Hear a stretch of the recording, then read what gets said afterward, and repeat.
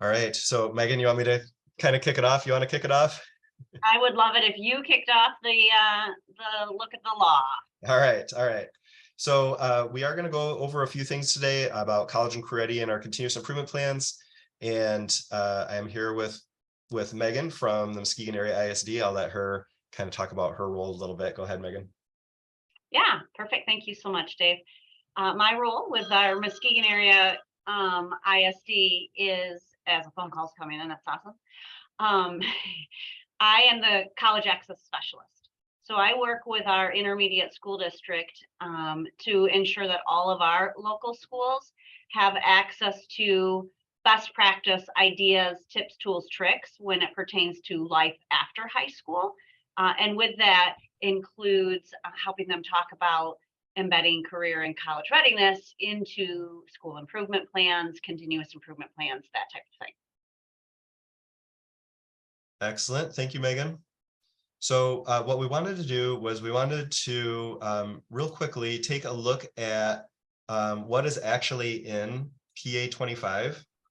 And we wanted everybody to so this is less than a page long.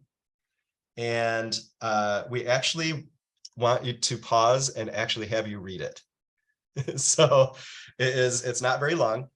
And if you wanted to even just kind of skim the first section, I think it's still interesting to read, but kind of skim the first section, but then would like you to look a little bit more closely at number 2 and wanted you to read that. And so what we're going to do after everybody's had a chance to skim section 1 and read section 2 is we're going to do a little debrief about what were some of the things that jumped out at you that maybe you didn't know before.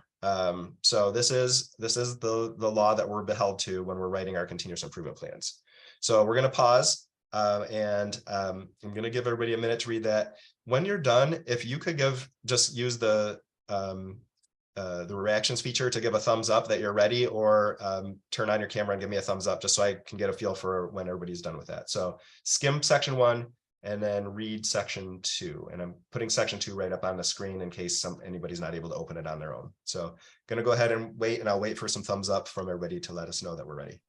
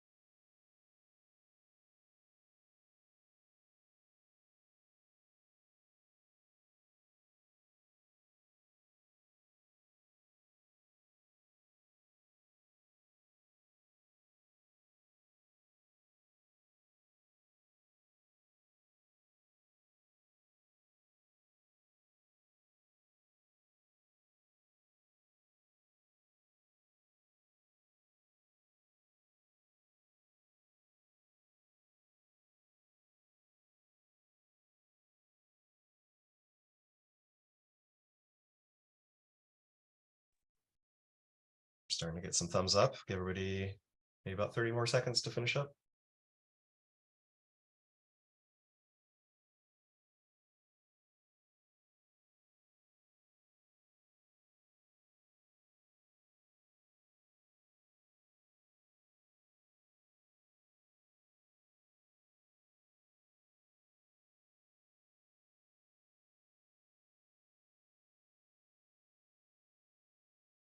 All right, just wanted to give a few people maybe a chance to unmute. And what was something that really stuck out to you? Was it in section 1 or 2?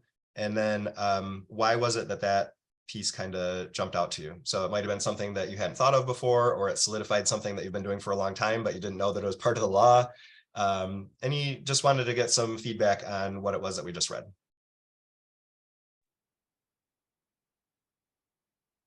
Section 2D, alternative measures of assessment. Alternative to what? Alternative to what was standard in 1990? Is there a definition of alternative? You can tell I'm state and federal programs manager when I'm like, what's the process? What's the definition? Da, da, da. That's interesting to me. And then also I went, oh, resumes. Like, yeah, we do those. Cool. We're meeting. We're doing the law. Like, oh, cool. Yeah. My teachers will love to know that they're compliant with the law from 1990.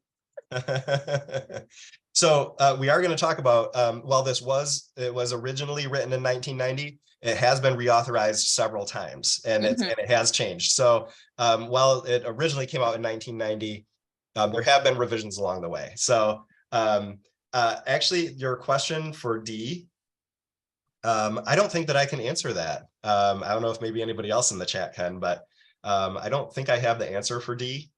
But I do know that the law has been reauthorized several times and had changes, pretty significant changes that Megan's going to talk about when we get into our presentation. Other thoughts?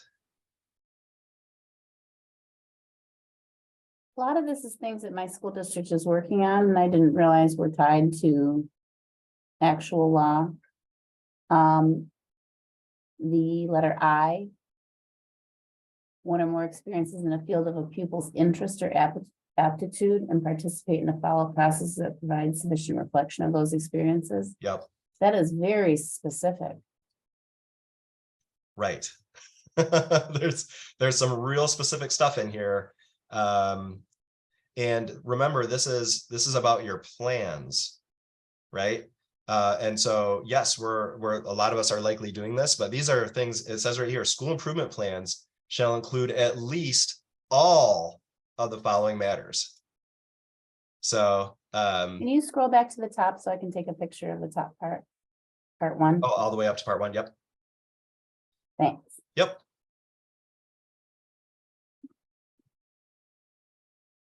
Yeah, so I think Nancy's takeaway there is that there's some things in here that are very, very specific, right?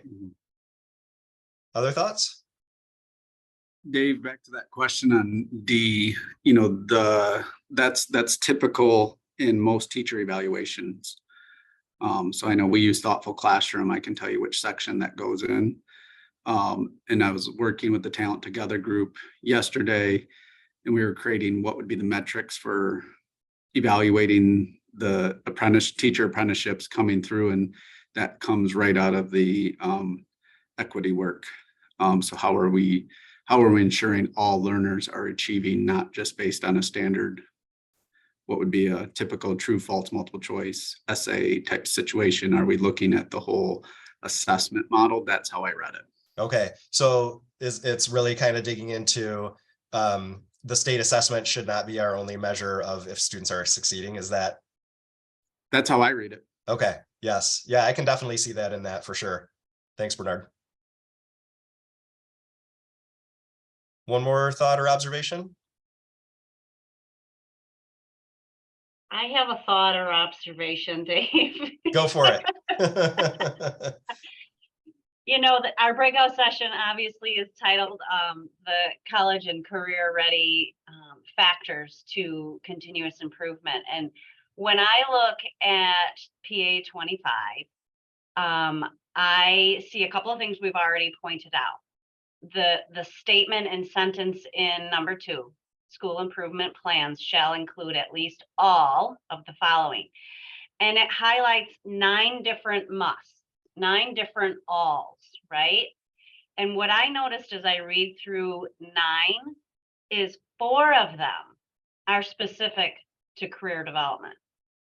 So almost half of what is a must, quote unquote, in our continuous improvement processes, school improvement plans, revolve around career education for our students, right? When we look at keywords like job or employability or career or even work, it's mentioned 6 times, right? So to me, it shouts from the rooftop, wow, we really need to be focused in on getting our students ready for life after us, right? Life after high school, middle school, elementary school. What does that look like? And how are we creating and bridging kind of those next steps? So that's what screams out to me when I look at PA 25, and hopefully some of what we're going to share here in the next few moments, you'll see how we're trying to tackle that as a district. Megan, that was an excellent transition. I'm going to go ahead and stop sharing my screen so you can share it and go through the stuff that you've prepared. Awesome, awesome, awesome. All right, so as I mentioned before, I am the College Access Specialist here with the Muskegon Area ISD. Dave and I actually go way back in our time together when we worked for one of our local districts. And we were both in leadership positions. He was a principal, I was in adult and alternative education, and we just had a chance to really get to know each other and the idea of how we can really help our district grow.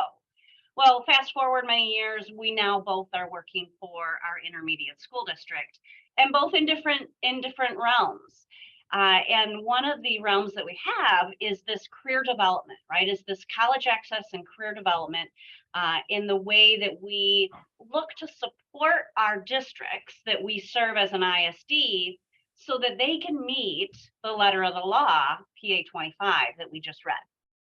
So I want to share with you just a little bit of history, what we do here, and then show you some tools that Dave and I put together that really hopefully help our districts and can maybe even help you. So I call this presentation Career Development 4.0. We're not new at it. We've changed and evolved over time.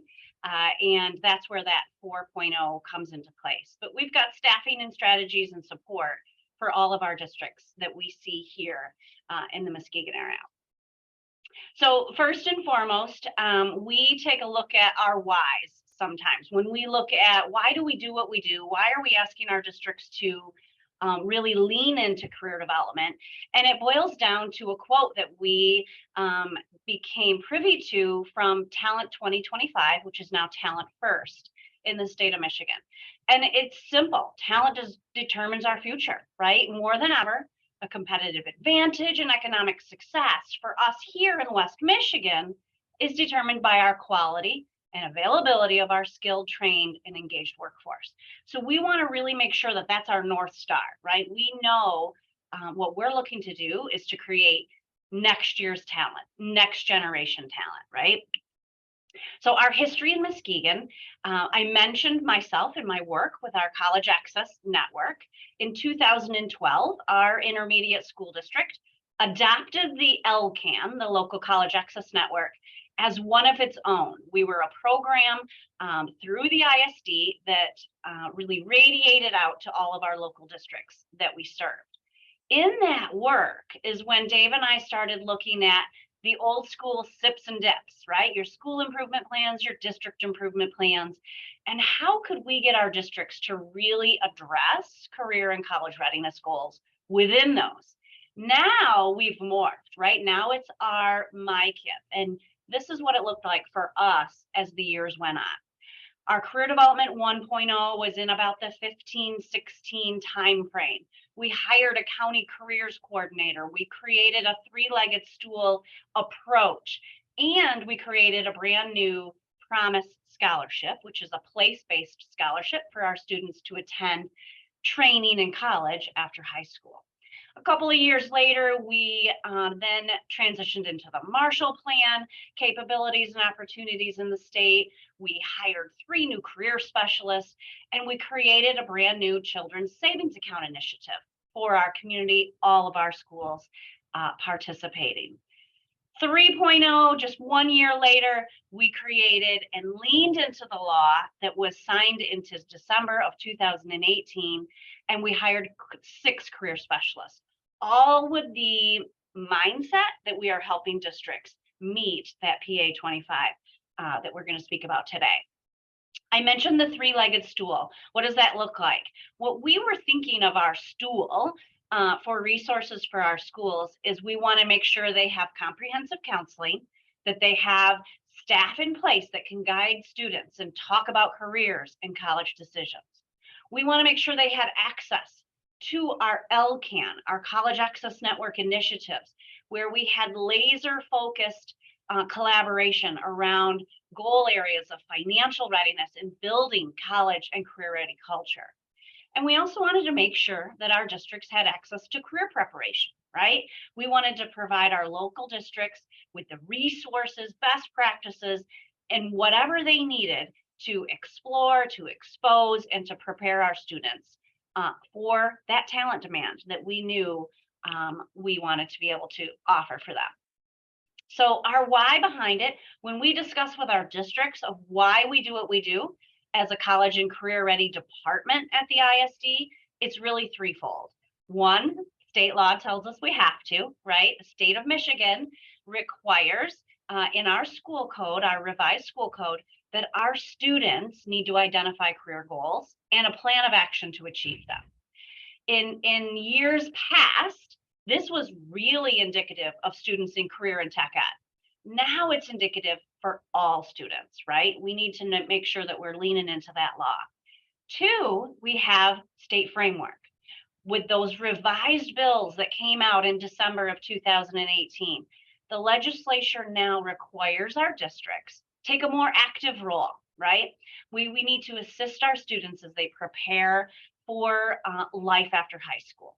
We've got to incorporate grade level career development education, K-12, right? So it's not just secondary, it's not just 9-12, it's a K-12 approach.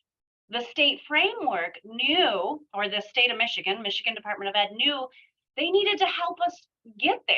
So the framework of the career development model was born, the Michigan career development model. And that's a framework that we're going to talk about here in a moment that's split up by grade bands. And it's really meant to help districts address, how do I talk about and embed career education at a K-12 level? We also look at the continuous improvement processes and opportunities using the MICIP system. And we're launching a new way to really help our districts kind of fold in some of those big facets of PA 25. And lastly is regional accountability, right? When you look at an ISD, whether it's in Muskegon or in Allegan or in Traverse City or in the Detroit area, we are all held to improvement models as well, right? We are held to help our districts that we serve make sure that they are serving the students, right? So at our ISD here in Muskegon, our career and college readiness team was created, and it's also flexing. I told you we're on our 4th rendition of how we offer career readiness, but we flex and we're streamlining opportunities, and we're trying to make sure that action exists for all students. And we really liken it to what's called a future focused approach. So our career development model from the state of Michigan, as I mentioned, is that framework, and it revolves around grade bands, okay? So the grade bands of K-5 is all about creating career awareness for our littlest of learners, right? Allowing them just to get a real broad level of what does it mean to have a career. And we talk about certain zones for them, right? In a real general sense. In middle school, grade 6-8, we lean into exploration, where students now are getting their hands a little bit dirtier. What does a career pathway look like? How do I hone in on what I really like about myself, about what I want to do, and where maybe I see my adult self? And lastly, in high school, it revolves around, in grades 9 through 12, preparation, and pretty intense preparation. So in the preparation phase of the model, of the career development model, what you see are things like the career tech centers coming to life, right? You see work-based learning experiences coming to life for our districts.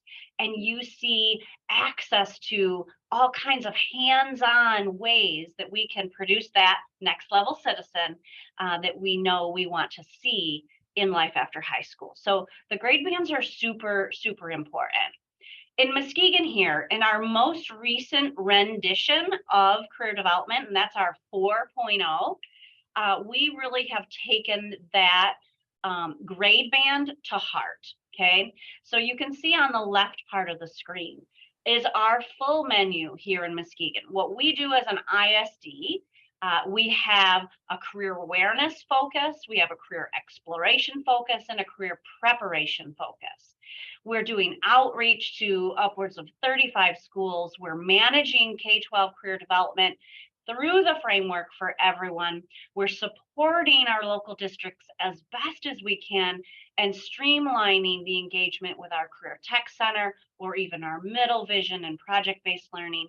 And we're, of course, continuing to partner with our local college access network, with our community foundations, and other businesses that want to be involved in our work. We have specialists that are aligned to the grade bands. You can see them listed here on our screen. We have myself with College Access and our place-based scholarship with the Muskegon Area Promise. We also have our outreach coordinator through our Career Tech Center, who's part of our team. We have our work-based learning coordinator and placement specialist for our Tech Center on our team. We have our adult learning navigator on our team, which bridges that connection to adults who might be in adult education or in later education in their life, and how can we connect them to careers.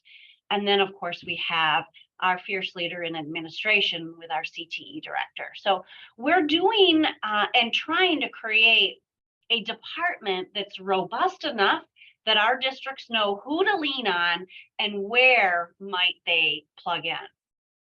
We do heavily lean on our Career Tech Center as our most proud leverage point, right? We know that the competitive advantage of a Career Tech Center allows students to have that next level of access to the talent demand that we know we're trying to reach. We've got industry recognized credentials that happen for our students. We have follow-up surveys. We have data that defines either how little or how much have they been exposed to the curriculum here at the Tech Center. We've got direct and articulated credit and daily employability conversations. And oftentimes we see what's happening in the CTC, our gold standard. This morning in Dave's presentation, when he talked about more strategies and activities, he mentioned looking at a gold standard, like where would it be if we were really having a Cadillac model?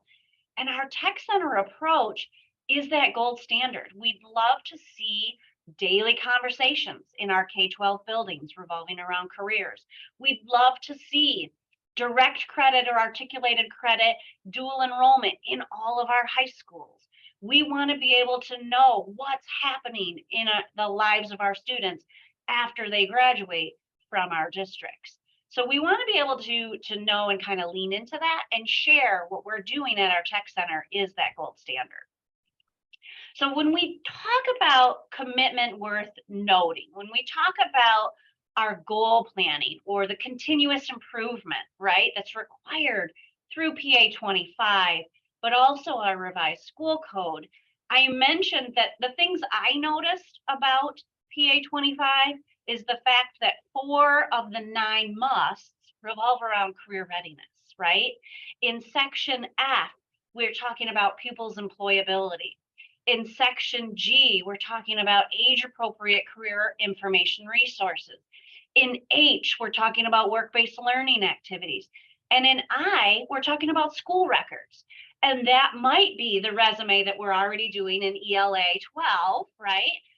But it also could be a talent profile that is also highlighted within our new PA 25 amendment that came out in 2018. So we lean into all of these things as we're trying to have conversations with our districts and what that looks like and how they can really take advantage of what the law is expecting of us and how to map that out for those districts. This presentation today, which is available in your sub dashboard that Dave provided for us, has links. So our full revised school code, the MCL 380-1277, is linked if you'd like to see what that looks like. And of course, he has PA 25 linked that we have read as well. So as an ISD, I mentioned that, we have school improvement plans as well, and we have the responsibility to serve our locals. And so we've created a couple of things, and those are the things that Dave and I really want to share with you today that hopefully might be helpful to you, might spark a conversation about what's happening in your ISD that you might be in collaboration with or working with, and hopefully they can come as very helpful tools. So the first thing we created for our locals to lean on is something that we call the Hub. And the Hub is a Google site that we created for our districts that revolve around a one-stop shop for tools and resources. And that's tools and resources for curriculum. That's tools and resources for understanding school improvement. It's tools and resources for our platforms that we purchase for our districts. I'm going to show you what it looks like here. So the Hub, as I mentioned, is a Google site, and it revolves all around career development. And in our left-hand navigation menu, there's a couple of different things. The team, which I've already introduced you to in our presentation, will allow you to see who does what, right? But the really great thing, especially what we're talking about today, is there's an entire tab that's dedicated to admin leadership resources. This is where our districts will see our menu, a crosswalk we have on how career development is also a natural fit with social emotional learning.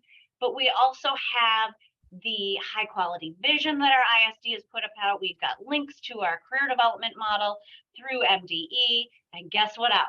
We've got MICIP detail. We've got MASSP, helpful rubrics that came out just after 2018 amendment launched. And then, of course, we have a way for our districts to lean into that platform of Zello to help them find the data that they might need revolving around career development. So that's just one example of one of our pages in this site. We also have teacher resources, which I mentioned are our curriculum resources for teaching career education, K-12, right? You can see we've got them built out here. We've got social emotional learning here. We've got an employability skills factoring at all grade levels. We have our Zello software. We have family resources. Everything that our districts may need to help them launch that next step for our students is hopefully here at their fingertips. So as we look at the Hub, we're hoping it's that toolkit that they need to really rely on and to include for some of those goals that they might be using in the school improvement process. So that is our Hub. Lastly is our template. Dave mentioned. Sorry to interrupt. There was a question in the chat about the Hub. Just asking if the Hub was available for other people. Absolutely. Too. Yep. In our presentation, the Hub is linked. If you link to that PDF presentation that Dave put in our sub dashboard, you will find that those are live links to both the Hub and the template, which we'll talk about next. Thank you, Perfect. Megan. Yeah, absolutely. So the template is the other item that we're super proud of, that we hope our districts can lean into and use as they really think about continuous improvement and adhering to PA 25. Dave mentioned it a little bit as we saw in session 1 when he talked about more strategies and activities. We looked at the MICIP portal, we looked at the My Strategy Bank portal, and both of which he was describing a template, which helps districts really hone in and focus in on those 4 things that are musts in PA 25. Those 4 things are pupil employability, age-appropriate resources, work-based learning, and that school record, right? So let me open up what our template looks like. Again, it's linked in the presentation if you'd like to rather follow along, or if you'd like to open it on your own tab in your computer, that's totally fine as well. I see that many of you are in here. And this really is a historical document that goes way back. And I mentioned in 2012, when the LCAN started working with school improvement specialists at the ISD on how do we get our districts to adopt a career and college readiness goal in their SIPs and DIPs. So Dave and I have been working this document for a really long time. And we've been working with all the renditions and changes that we've seen with school improvement. So what we try to create is, for lack of a better word, is it's plug and play, right? We give the history, why we're addressing it, right? What that looks like.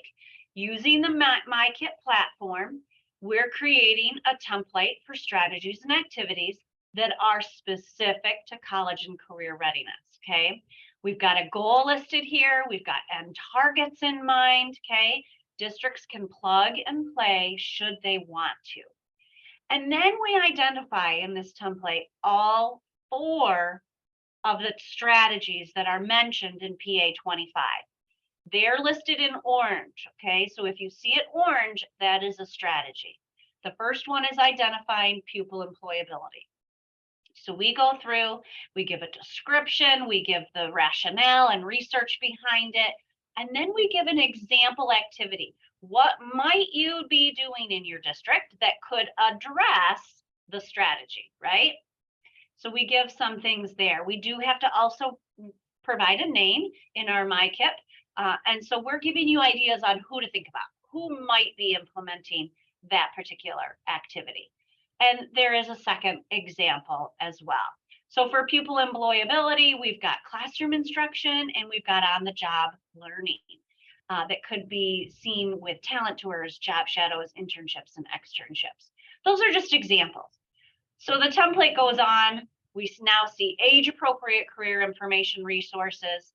What does that look like as an activity? We're giving career exploration utilizing our Zello platform or Maven. Some of our districts have piloted our Maven project in years past. So we're giving them the example or hopefully the splash that they might need of, oh yeah, I can write my strategies and activities revolving around the fact that our district embraces Zello that's purchased for them. And how do we go about using it? So that's one example, and also the career reflection that happens utilizing the Zello platform.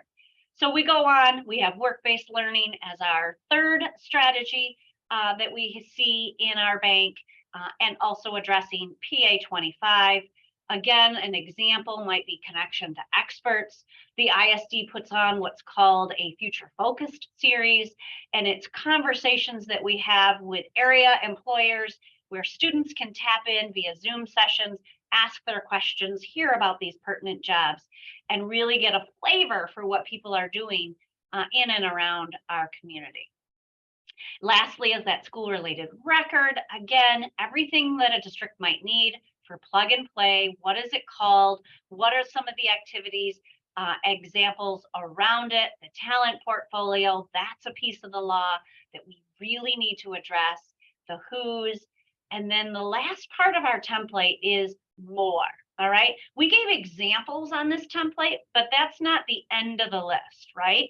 We gave ideas here in the notes section to our full menu, which you guys saw in our presentation. So districts could perhaps write about how they are implementing some of our menu items in particular grade bands, but they may also include things like college decision day or the tip and eligibility screening that they might be doing, or FAFSA events that they have for their seniors, or maybe partnerships with either the social emotional learning framework or our outside partnerships like Upward Bound or even Gear Up. You can see we've listed here all of our different renditions of how our document has changed over time and who has seen it and who might have access to it. So when Dave was talking about this morning in session 1 about my strategy bank, we took this template and created the strategies and activities in my strategy bank based around these 4 areas. So he mentioned that our ISD can see those. All of our districts that we serve in our ISD can see those activities in the bank and merge them to their MICIP with that specific ad feature that they can walk into. And I think, Dave, that's what you were going to show next on what does that look like to take this template and actually put it into action. Yes, so I will definitely get in there and take a look at that. I did have a question that came in through chat. The question was, is it better to kind of set college and career as its own goal and then have these strategies listed under it, or is there kind of some other configuration? And when we made the template, we tried to make it so it could be flexible for under those circumstances. Over the years, I've seen people do it in different ways. And of course, like Megan mentioned, we've been doing this for a long time. And so I have seen people that had, even back when it was in assist, there was just the college and career was its own goal, right? And then so then they might have listed something in their outcome measures as, some sort of employability after school or college, how often they would, or how many kids go to college, or retention and grades and things like that, right? So I have seen it as its own goal. Right now, our districts are, I think, just starting to get them put into their plans, because as we all know, MICIP plans, we didn't have to have all of our active goals into our MICIP plans until now, when we're working on getting that done. But I have seen one of our districts here that they actually worked in some of these career readiness strategies into an engagement goal. So they had an engagement goal for their students, and they worked several of these strategies into that engagement goal. So you don't, the PA 25 doesn't say you have to have a goal around career readiness. It just says that your plan has to address those 4 areas that Megan talked about. And so if they fit under a career readiness goal that's separate, if you want to make a goal just around career readiness, that's fine. If they fit in another way, that's fine too. I could see even under certain academic goals or other affective goals that they would fit, those strategies would fit just fine. But you don't, the way that it gets into your plan is not prescribed. What is supposed to be in the plan is, it just says that it has to be included in your plan in some way. So that may come as strategies, the way that we laid it out. It may come as activities. So even the way that we presented it here is not the required format. This was just something that we made that we thought could be used as kind of a jumping off point for people to make it fit into their plan the way that made sense for them. Megan, does that make sense? It does. Okay. It does. And what's really great for all of us in the entire state of Michigan is the Michigan Department of Ed, who oversees the career development model, right? We have a work group in the state that's working to create even more tools for our districts on how to use the development model and how to bridge it into MICIP. And what we're looking to do this fall is there's a relaunch of the career development model that's happening that's just even more clear, we hope, for our districts, giving them tools and tips and resources. And one of those tips, tools, and resources is a template to use for MICIP. And so we're going to really lean into Terry, right? And her work that she's now doing with this collaboration series is she's helping map out the future of what this looks like, right? We know that beginning this fall, PA 25 tells us we have to have our continuous improvement plans done by September 1st, right? So we know through the MDE lens that they're looking to have helpful resources for that in the coming of years. And so we're going to see a lot of fun, hopefully fun tools that really get added to our toolbox beginning this fall that can be super helpful. It may look very much like what the tool that Dave and I shared today, and it might not. Maybe it's going to be bigger and better. But Terry has seen our tools. She knows what we have done.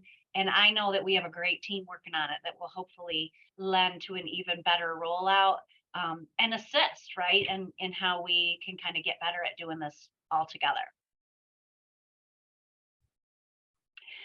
So Dave, were you going to actually show MICIP again and maybe look at how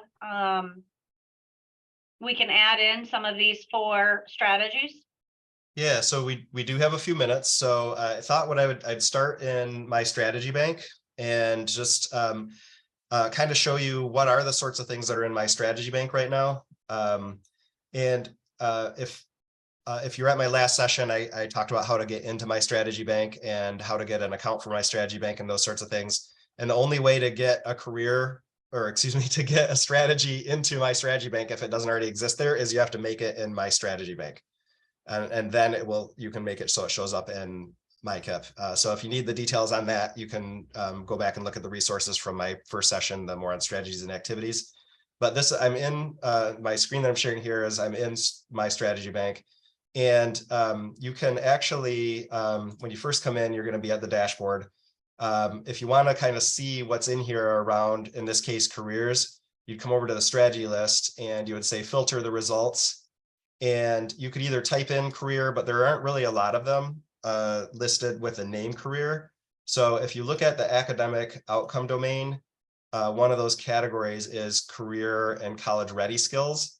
So there's 3 kind of things in here that might come up with some strategies: career and college achievement, career and college ready skills, and then career and technical education. I'm just going to look at the career and college ready skills.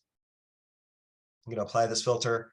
And then it comes up with several different strategies that you could put into place.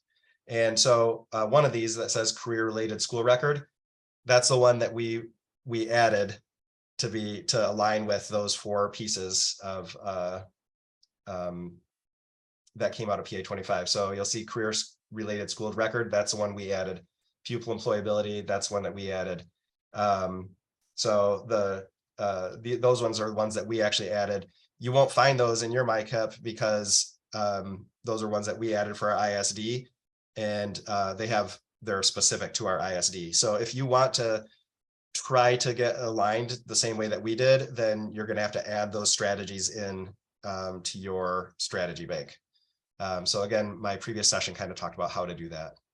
I'm going to go back to the filter the results, and I'm just going to apply this. And so this is, these are 2 that we put into our strategy bank for our districts to use.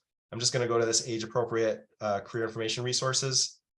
You can see that the location for this is set at the Muskegon area ISD. And so that's how I know that this was one that we added. And the language from this is we just took it straight out of that strategy guide. So if you wanted to create some of these for your districts to use, or your schools to use in your district, then you can literally just kind of copy the language straight over. We also link out to the strategy and activity template that Megan shared, and we link out to the legislation we kind of put that in the research base portion of it. So that's what it looks like in my strategy bank.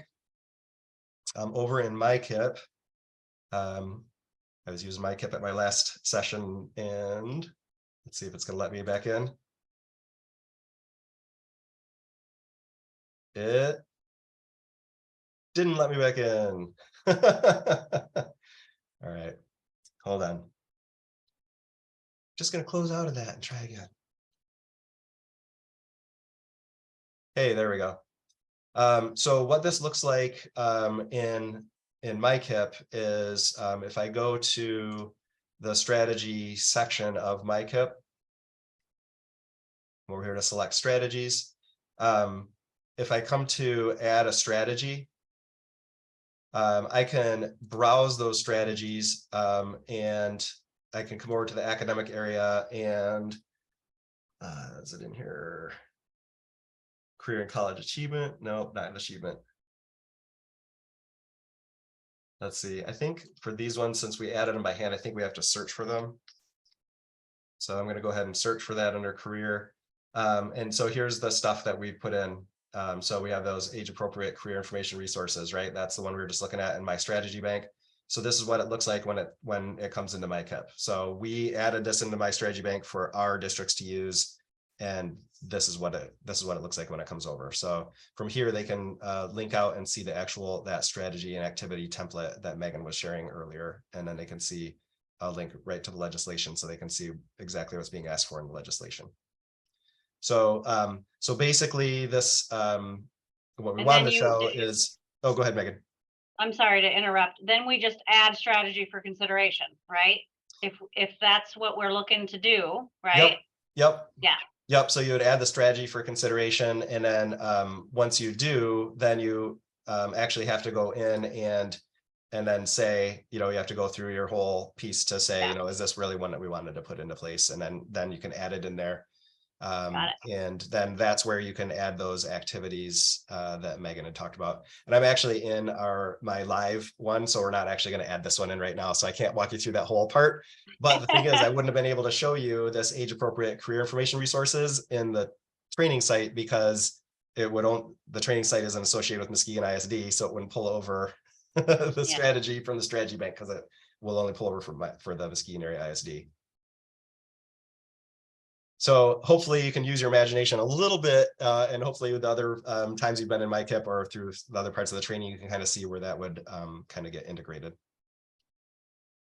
Okay, so I know that was a little bit of a whirlwind tour, but we do have 3 minutes left. So I wanted to just check in with Megan to see if there was anything else that you would like to add, or any other connections you'd like to make, and then would also like to just see if there's any questions, or if anybody has other resources or other ways that they've been doing this that they would like to share. Yeah, let us know if you've got any questions at all. I just quickly reshared my screen for a closing quote that I just feel is so kind of important for us to remember. When we think of what we're doing for kiddos, right? K-12, we're getting them ready to be adults. We're getting them ready to be future employees. And the K-12 world helps them with that stepping stone. And a lot of it is how to be an employee, right? How to hold a job, how to be a good citizen. And this quote that we found from Jackson County way back in 2021 just hit me like right between the eyes, like, wow, let's a little louder, please. Where when we're employers, right, we hire candidates for their hard skills. They know the content left and right, up and down. We fire them for their soft skills. And that's that employability piece, right? That's the piece that we are talking about when we're teaching our kids how to come prepared, how to come to school on time, how to make sure they're following directions, how they're being socially responsible, right?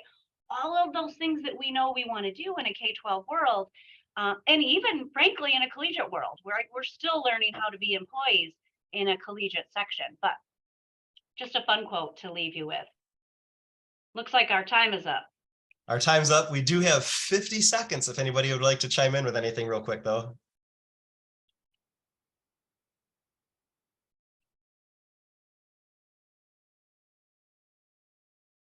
All right. Well, I appreciate everybody being here, and we'll see you back in the main session. Thank you, everyone.